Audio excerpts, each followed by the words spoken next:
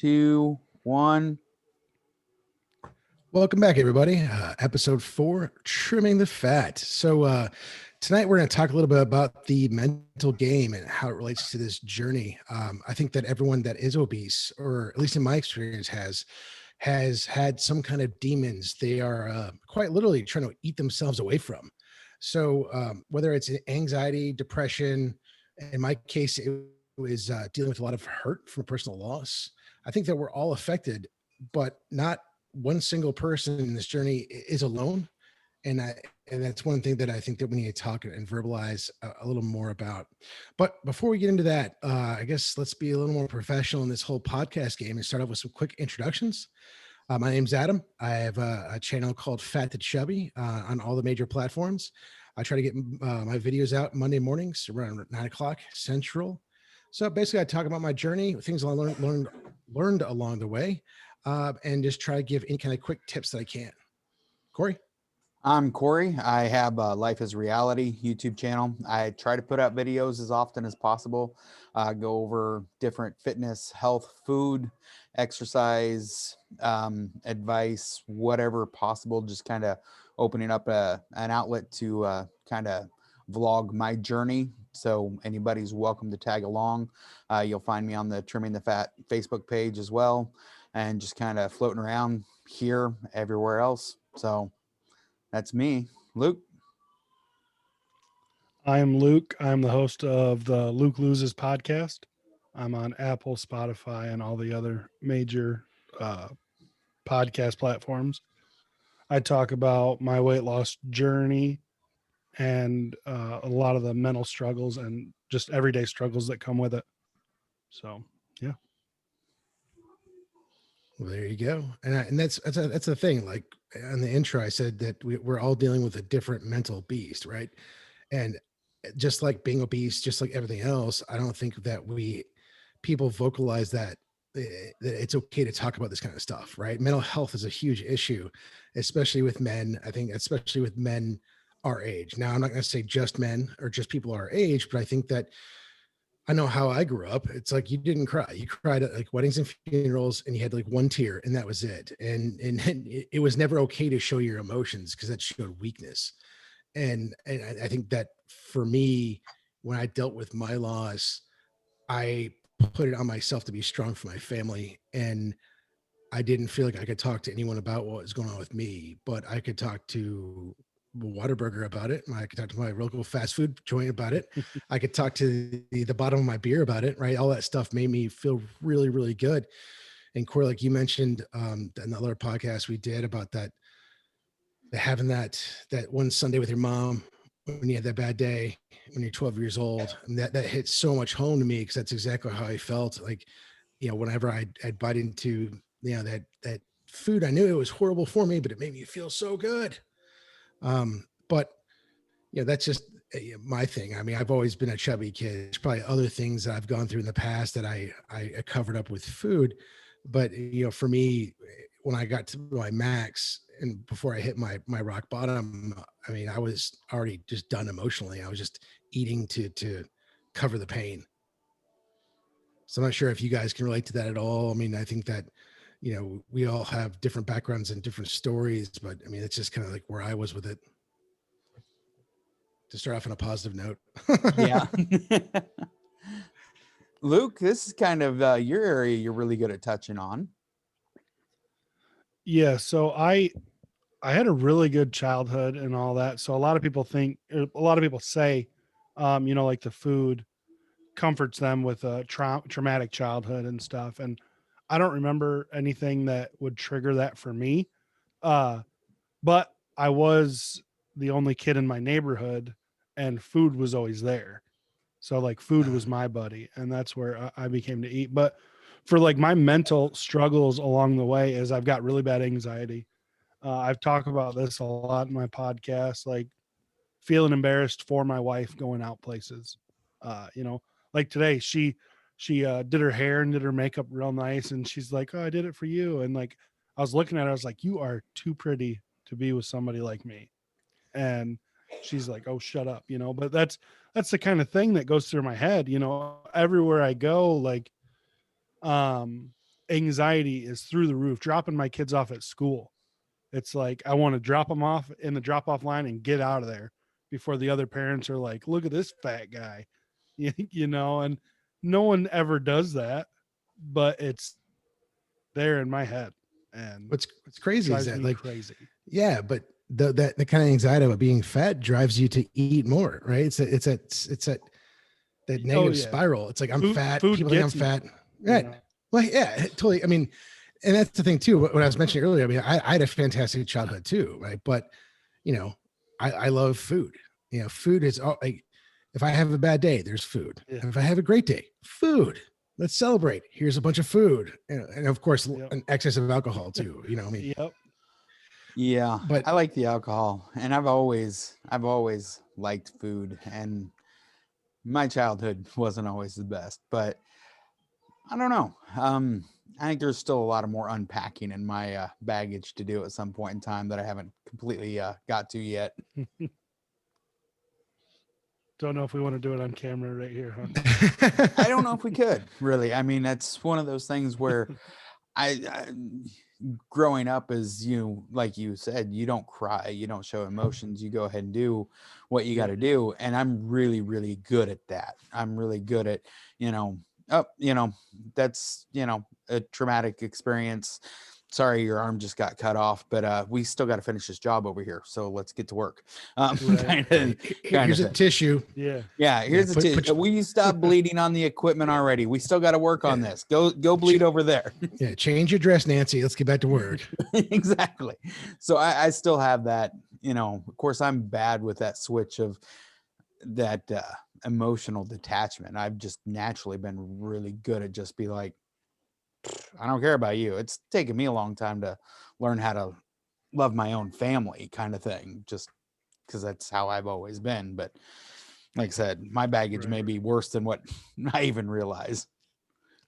Yeah, I mean, it could be exactly the same. It just manifests itself in different ways. I mean, I think what you're saying, I mean, I definitely have a lot of that. I mean, I think, Corey, you and I are some closest in age, other than the young chap there, Luke. But I know that, that's how my dad grew up. And like, I've seen my dad get emotional like 3 times my whole life. Right. It just didn't, I mean, that's not how it was. It was that you just keep being the hardest work in the room, keep at it, and I catch myself doing that too. When stuff goes sideways, I want to bury myself in work. I don't want to deal with it. Or, when I used to power lift, I love that. Cause I mean, there's a quote that Henry Rollins says about 200 pounds always being 200 pounds, right? It treats you the same way regardless. But I know that, if I had a bad day, I'd just beat up some weights. And then, as my body started, I guess, failing, and then I had more trauma in my life, that's when the food really kind of took over, because I couldn't do those things, or I didn't want to do those things. And food was, like Luke said, food was my buddy, and it was there. Cookies, gotcha. Marshmallows, on it. Ice cream, hell yeah, let's do this, right? Mm-hmm. And I always justified it with, like, I'm in the gym an hour and a half, 2 hours a day. I can eat whatever crap I want to, because I'm the strongest guy in the gym, or I'm doing this, that, and the other. I'm always doing something. I always had an excuse, or I had a cover up or I had a way to justify it. And I guess I was so charismatic, people didn't question me about it. I never had friends say, hey man, let's talk to you about your weight. I had my one buddy that would constantly call me out, but it's just the nature was big brother, little brother, with me being the little brother, and me getting the brunt of his crap. Right. But he's the only person that would truly call me out about my weight, and everyone else really wouldn't. So I kind of, not that I had a lot of yes men around me, right? Because I wouldn't say that. And I talked to my wife about it, and she's not one that's going to push me to do it, because I'm not going to push her. But I would talk about it ad nauseum, right? And my wife would be like, just shut up, just go do it already. Just stop talking and start doing. And I'm like, hey, that's what I say to people. Right. That's not what you say to me. But she was right. And unfortunately, in my case, it took me, blowing my knee out for me to get my shit together. Yeah. I've always had a passion for food, though. I mean, even when I was younger, I've always wanted to try new things. And that's probably one of my biggest downfalls. If I go to a restaurant that I've never been to before, and they're supposed to have really good food, I don't want to try one entree. we need to try 2 or 3 entrees and we can take it home or whatever. And we all know how leftovers go. Well, they're almost cold. Let's see how they taste almost cold. Yeah, But definitely. I think I'm really lucky though, when we were talking earlier about, how I can get on track to, even being healthy or whatever. I'm extremely lucky because my wife and I can both cook. My wife can really cook. So when people talk about health food, they're like, health food. When people see our health food, they're like, what is that? That looks that looks different, but good. Try it. Wow, that's amazing. What is that? It's health food. That's food. It's real food. Well, I think that's actually a good point you're touching on, though. I mean, I think that in this weight loss journey, I know for me, when I started getting creative with good foods, and because I mentioned this guys before, I mean, I'm a visual eater. I want to see this big plate of food in front of me that I can eat, right?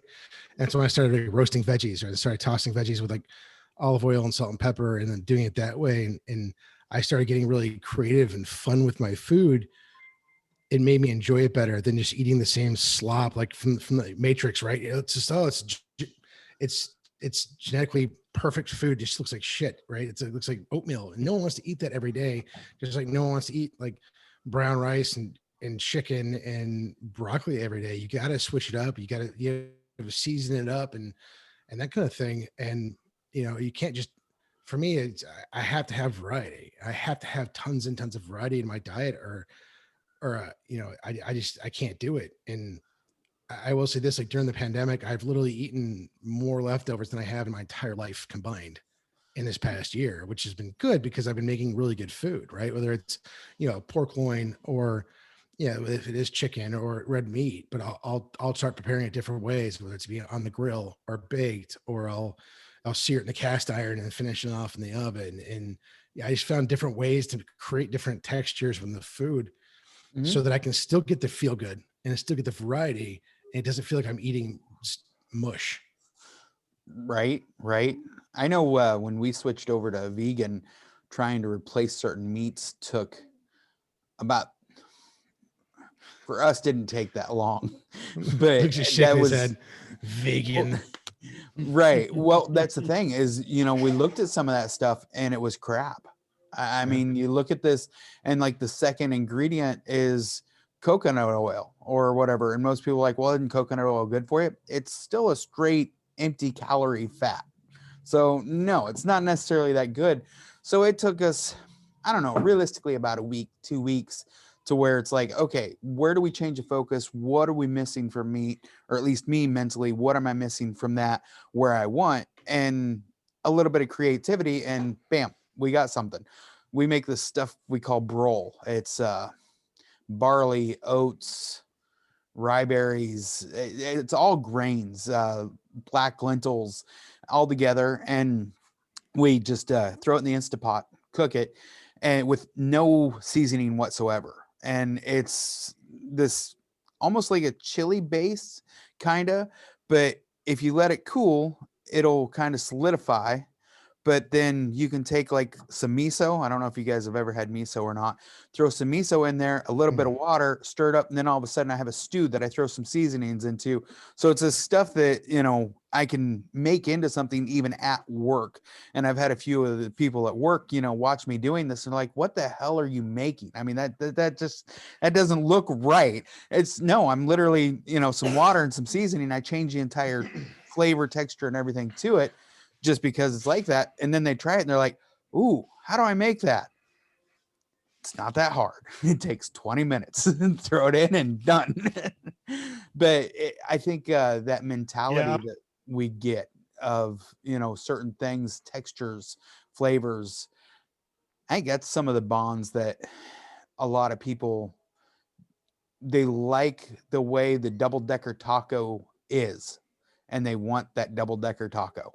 That's, it's this texture, flavor there. But I think if we all took some time, we can recreate some of those things in a different, healthier version. Yep. Well, yeah, like the Luke, what were you gonna Impossible say? Whopper or whatever. Um, no, I was shaking my head when he was talking about vegan because that blows my mind. But I've seen some of your food. I've seen pictures of your food, Right. and it does look really good. Um, but no, I tried today actually. I made breakfast for the whole family, and I wanted hash browns, and I found cauliflower hash browns, Mhm. and it was pretty good. I enjoyed it. Yeah, I'll definitely but have it again. that's the thing too. It's funny that whenever I meet someone that's a vegan and they're like in like bad health, I'm like, you know, you're not supposed to fry everything, right?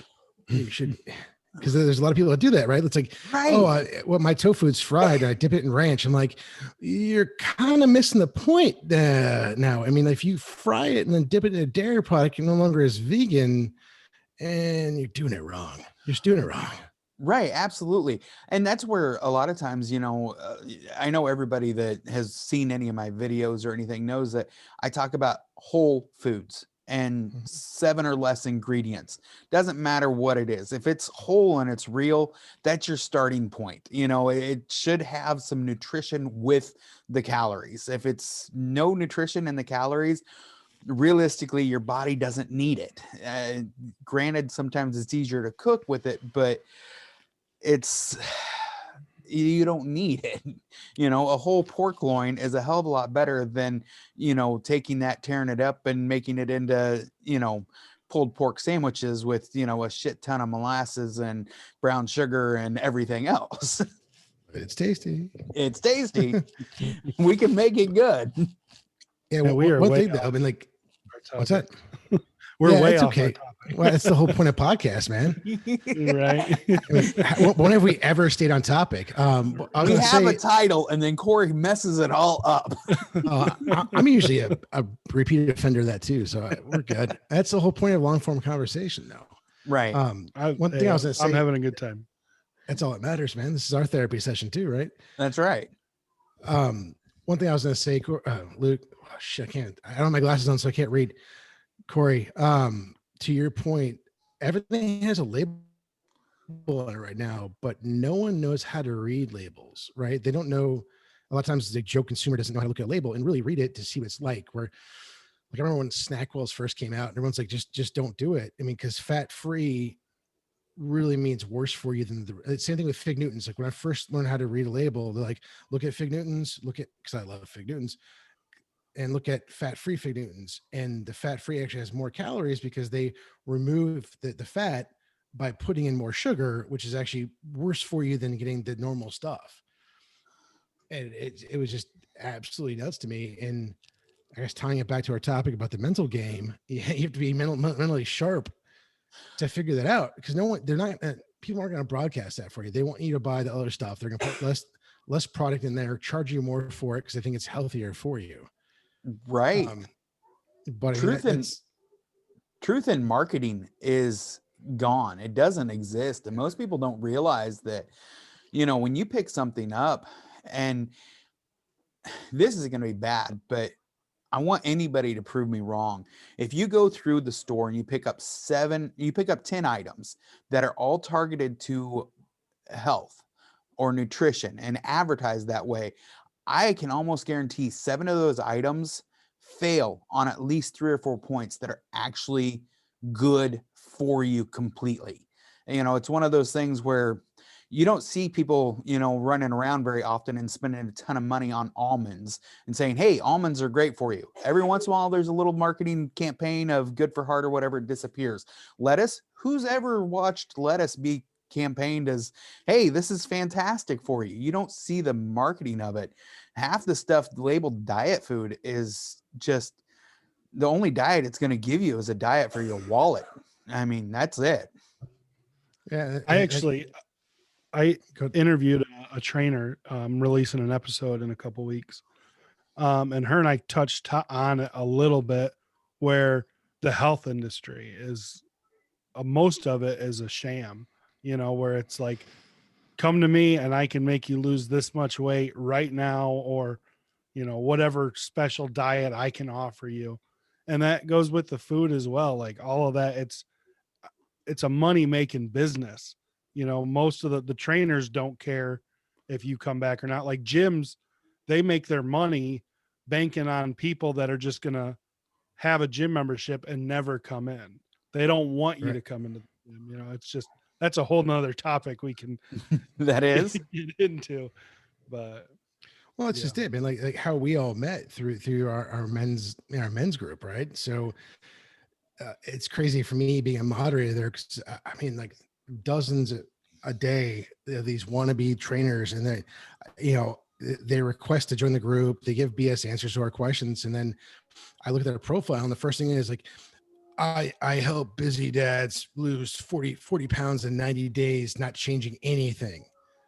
I'm like, no, you don't. Yeah. No, you don't. And you're the same guy that's going to post like 15 pictures of you, like with a burrito baby. And then the next one's you jacked. And I don't care. I don't want that. And there's a few trainers that I do talk to that I respect immensely, because when I talk to them, the first question is like, how's your head? Like, what's going on upstairs? Where are you at? What's going on up there? And they really understand the mental aspect of training someone, especially guys like us. And that's one thing, like why I started my channel too, is because I didn't have anyone to look up to. There wasn't another, like, well, now there's, so his name is, was it Ethan Sipley? He was in Remember the Titans, real big guy. Yeah. He has a American Gluttons, his podcast. Yep. Like I didn't realize that he was out there, because I was kind of in my own little, I had my own tunnel vision going on, but there wasn't a whole lot of that going on. There wasn't. I'm looking up Ethan Sibley right now. So yeah, keep going. Supley, He was the big guy from Remember the Titans, or Oh yeah. Now I know. Bunch. Yeah, now I know who you're talking about. Yeah. he's been in a ton of movies, man. I think you know, but Well, yeah. Yeah, Remember the Titans as the only one that comes up. My name Right. is Earl. All Yeah. that good stuff. exactly. Bacon, his pet dog. No, that's Dog. No, that's That's Friday Berkeley Night Blue. Lights. Yeah. 10. I give it a Like, 10. Rest in peace, Bubba. Rest in peace. But that guy actually lost a lot of weight too before he passed. But anyway, like there wasn't that person that I could look to, like, okay, this guy did it. But I actually listened to him on another podcast not so long ago, and he had said that he'd been on diets since he was like 5 years old. And it wasn't till, and like the three of us had talked about it before, online and offline, it wasn't until we as human beings were ready to make that decision for ourselves that it would change, that diet finally stuck, whatever. Yeah, I mean, that's just it though. I mean, like it's not that. I mean, you have to get to that point where you have to do it for yourself, because you have those drivers and you have the ability and you have that want and you have that why that you're going to get it done. And that's why it finally sticks. And one thing I did want to tell you guys both, since you're both on the roll right now on the second or third part of your journeys, is you both lost a significant amount of weight. I know what helped me, and I touched on this last time, is taking that 3 to 4 months to maintain that 50 or 60 pound loss. I know it worked for me. It's not going to work for everyone else, but if I have to give you guys, before I forget, because I meant to message you guys about that earlier, but now we're doing it on air, whatever. But it's okay to take a pause and let your body catch up, because that was the one thing for me, looking back on all of it, that I think really helped me maintain lifestyle and let my body catch up, so I didn't relapse and gain all the way back again. So just I said it. I'm done. Yeah. So My dietitian. let's go ahead and unpack that a little bit. She talked Sure. about. So when you say take a pause, though, would you go off of a cleaner Okay. or off of your diet plan? No, what it is this. So I lost 50 pounds really fast, right? I think within the 3 or 4 months. And then my doctor, that I work with for obesity and non-surgical weight loss, is like, okay, she's like, I need you to maintain your weight. I'm like, I don't want to maintain my weight. I want to keep trucking, man. This 18 wheeler is doing 150 miles an hour downhill. Like, let's go. This is my chance. And she's like, no. Here's the reasons why you need to maintain that weight, still work out, still maintain your good cleaning regime, but you have to stay at this weight right now so that your body can catch up. Your brain can catch up on all your body functions, because what happens is that you're still like in that I guess, a fight or flight mode, right? So you've lost 50 pounds very, very fast, where it took you years and years potentially to gain it. And all of a sudden you lose it, let's say in 3 to 4 months, 3 to 5 months, your brain and all your subconscious stuff is like really freaking out. Like, what the hell is going on? So by making yourself like doing a self plateau, it allows all your body functions to catch up and then to be optimized again at that weight. So for me, I was at 360 or probably closer to 400 for I don't know how long, right? And then I got down to 360 and I was there for a long time. Then it fluctuated. But then when I was at like 310, I was like, okay, stop. And I didn't want to hear that at all because I was so close to getting into the twos. I didn't want to do it, right? And then it really was the best thing for me. One, to show that I can maintain this. And there's times I had to eat a lot more food than I was used to, right? That's where I was getting at.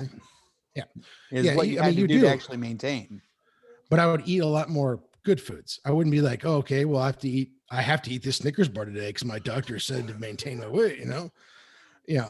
I wanted to do that, but I didn't because I was mentally, I guess I was stubborn as a mule. I'm like, I don't want to fuck this up. I don't want to screw this up because I really felt like this is the one chance in my whole life I had to get where I'm at right now. Right. So, it sucked. I mean, I was literally going out of my way to constantly eat something. And I didn't want to. It was actually kind of refreshing that for the first time in my life, I didn't want to always eat, but it was really hard for me not to lose weight. And, I literally had to consciously think about, okay, I need to eat more because I'm burning too much. You know, I need to have more calories coming in to maintain. So just food for thought there. No, I agree. Especially in certain areas, because I've done this enough, unfortunately, and I've watched enough people and worked with enough people that if you listen real close, your body actually starts craving certain things. And you can tell. And I'm not talking about craving the burger. I'm not talking about craving, I'm talking about craving certain particular nutritional points. One of my biggest things is, I mentally, I go to such an extreme at times. I start eating too clean, which I know most people are going to say, how do you eat too clean? But when I'm where I'm at now, I strip a lot of fats out of my food. If I go more than like a week and a half, and when I say stripping fats, I'm meaning I'm not eating very much of any nuts. I'm not eating avocados. I'm not eating any fats at all. And when I eat clean that way, at about a week and a half, if I don't have enough, I can feel it off. And just the other day, I asked my wife, let's make some sushi. And we make this really good, and we use pearled barley instead of the rice. So it's a whole grain sushi. We don't put any sugar in it because we can actually cook it to where it'll stick. But avocado is what I load into those things. Granted, it probably for most people, it'd be considered extremely healthy food. For me though, I probably ate 2 avocados and I ate like 25, 30 of these medallions of sushi just pigging out. Wait, that was yesterday. Anyways, it was yesterday. But anyways, today I wake up great. I was kind of was feeling off, just kind of wrong. Today I woke up and I've been going ever since we got up and just having a really good active day for it, because if we focus too much and get going in a direction, our body will stop. It will say, no, you are going way too fast down this. It will pull the reins in one way or another. Yep. So I agree. Some people, most people at some point in time should always try to keep, some kind of documentation or some kind of note on how things are going every day, because your body will start telling you. Same as if you're dehydrated, you go too long, all of a sudden you're having headaches, you're having all these other issues. So it's one of those things that we have to kind of keep an eye on. Yeah, I second that. I know that for me, I posted a few times. Every once in a while, I'll feel like I'm just depleted for no reason at all. And it's like the same thing. It could be a fats or it could be a protein thing. That's one of my semi-famous ribeye, half an avocado, and a black cup of coffee for breakfast.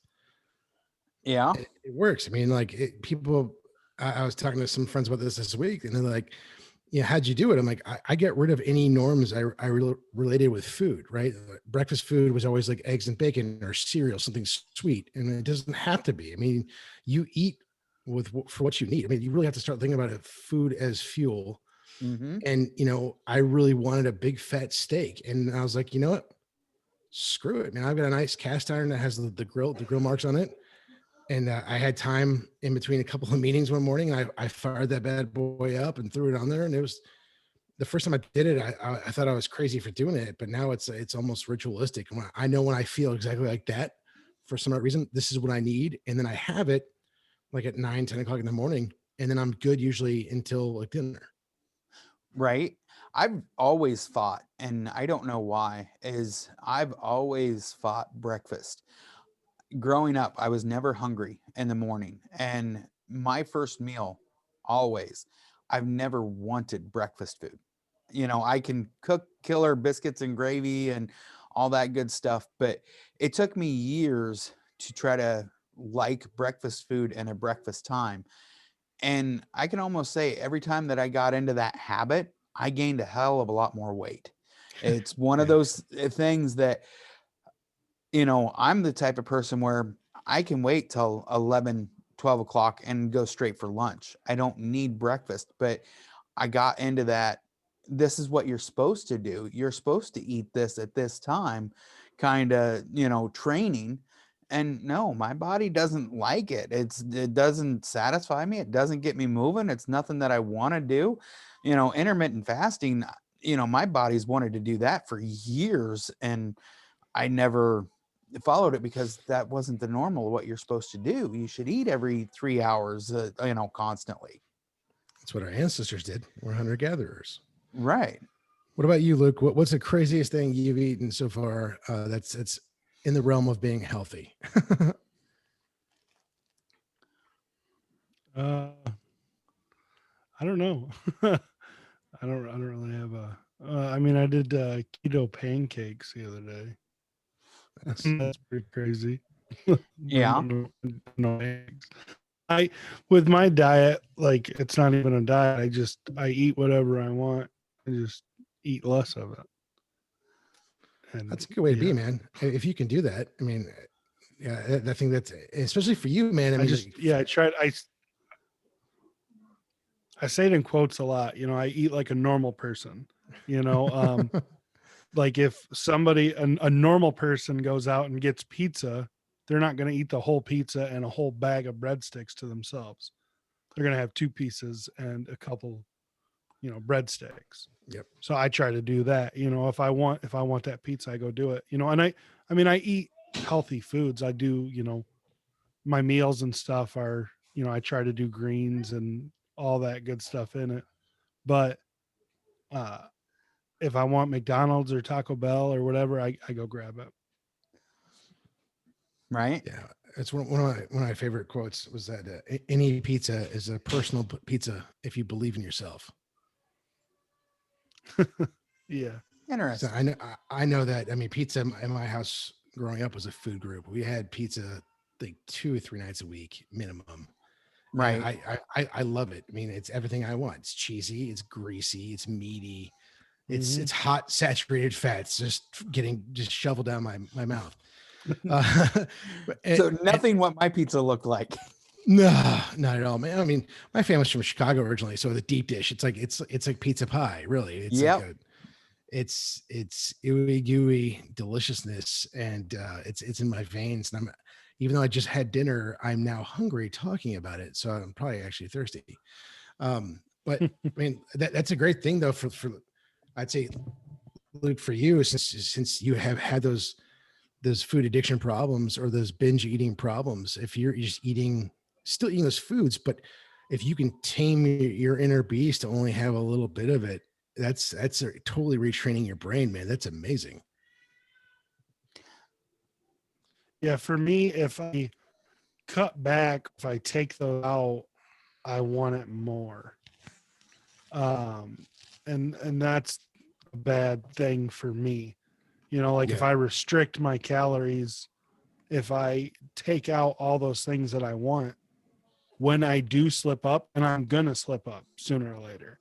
And, you know, my podcast that's out tomorrow is called I Binged, you know, and that's what happened. But when I do mess up, I mess up bad, you know, but if like this, I've slipped up here and there and it's not been nearly what it used to be. So I just, this time I'm trying to just, you know, eat whatever I want as long as it's within my calorie count. If I'm not going over, but like I said, I do try to eat healthier. You know, it's not like I'm eating, you know, McDonald's for breakfast and Pizza Hut for lunch and, you know, Burger King for dinner, like I used to do. Exactly. I do a lot of the making of my own food.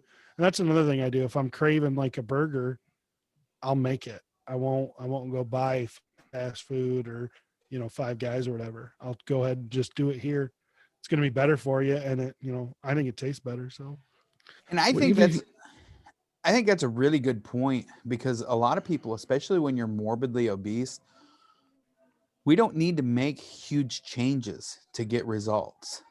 You know, if you're wanting to get down below 20% body fat or something like that, okay, then, you know, you may need to take some serious looks at everything that you're eating, but you don't have to go to a Corey Brown extreme to lose weight by any means. Eating like a normal person is a perfectly fine way to do that. I know a lot of times, you know, I've sat down with people and looked up, you know, what's your goal weight, what you want to be at. Okay, you want to be at 200 pounds. You figure your height, you realize that a normal person with normal activities needs to consume X amount of calories to maintain that 200 pounds. Well, guess what? That's your eating bracket right there. So you go to where you want to maintain 200 pounds at, yep. and eventually you'll whittle down there. Will it be overnight? No. Will it take a year? Maybe. Depends on where you're starting at. Will it take 3 years? Possibly. Who knows? You know, but you'll eventually get there by doing that. And as long as you're willing to, you know, maintain that long haul kind of mentality, you know, the first 20, 40 pounds may be fast, but the rest of it may just be 5 pounds a month, which is not a problem. That's, you know, completely fine. Yeah, there's a great infographic that I always see, and I've posted a few times that it didn't take you, you know, 30 days to get to this point. It shows like evolution of man, but it's like skinny to fat, and then from fat to skinny.